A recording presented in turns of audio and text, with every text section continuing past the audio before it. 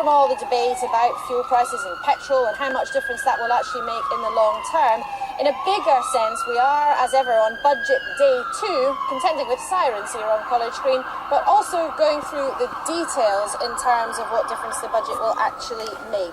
And to pick up on some of that, with me is Rachel Reeves, a Shadow Labour Minister and MP, and Andrew Tyree, who's the chair of the important Treasury Select Committee. Now, we're starting to be able to crunch through some of the detail of this budget, but interestingly, Rachel, despite what some of your colleagues were saying yesterday and what Ed Balls, the Shadow Chancellor, was saying this afternoon, the IFS, that respected independent think tank, has said actually nothing from yesterday really makes that much of a difference, does it? Well, what the OBR said yesterday is that the growth will be lower this year and next year, and that there will be no material impact on growth even at the end of the forecast period. And so the Chancellor's claims yesterday that this was a budget for growth isn't really borne out by the numbers. Yesterday the OBR confirmed that, and today the IFS are doing the same thing. So the reality is there'll be less growth, fewer jobs, and as a result, actually borrowing is going to be higher than previously forecast. But do you accept, though, that the measures in the budget themselves as a package don't really change the big economic picture? Well, that's true, because it doesn't do nothing to boost growth. It does have some impact, because unemployment's now forecast to be 130,000 higher at the end of the forecast period, and over 8% both this year and next year. Higher, in fact, than it was at the height of the recession. So there's certainly going to be an impact on normal families and pensioners, in fact.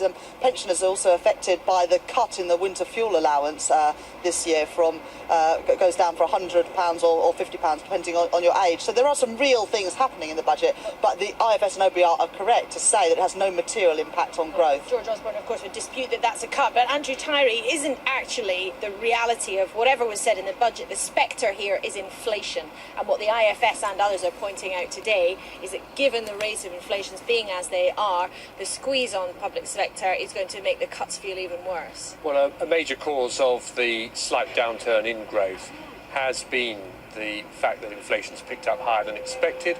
And it's interesting to note, for example, we were taking evidence today on the Treasury Select Committee from a number of economists. A good number of them were saying, well, we think, if anything, the Bank of England's estimate about inflation coming down next year is an underestimate, that inflation might fall even faster.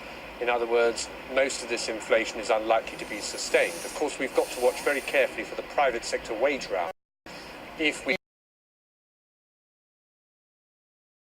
wages, then there would be an inflation problem. But at the moment, there doesn't seem to be much sign of that. But there are some serious warnings, though, from the IFS this afternoon. I mean, in particular, on the big political promise that David Cameron made to increase spending on the NHS in England every year, the IFS says the government is sailing perilously close to the wind to keep that promise, to use their phrase. Yeah, well, that's probably correct. Of course, at the time the pledge was made, the inflation forecast was a little bit lower. Now it's picked up. It will get increasingly difficult to meet that pledge in its entirety. But the bigger picture, as you indicated right at the beginning of the piece,